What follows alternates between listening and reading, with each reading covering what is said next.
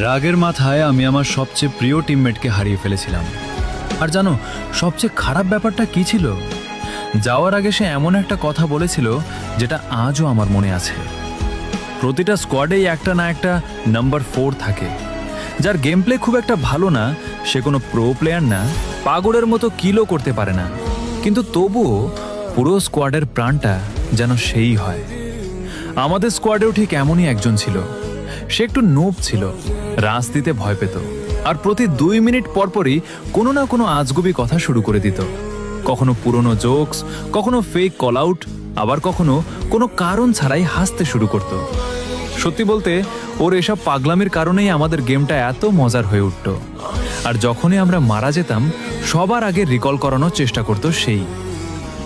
একদিন আমরা একটা টুর্নামেন্ট ম্যাচ খেলছিলাম। সেদিন ওকে যেন অন্যরকম লাগছিল। জানি না কেন আমাদের থেকে একটু দূরে দূরে থাকছিল।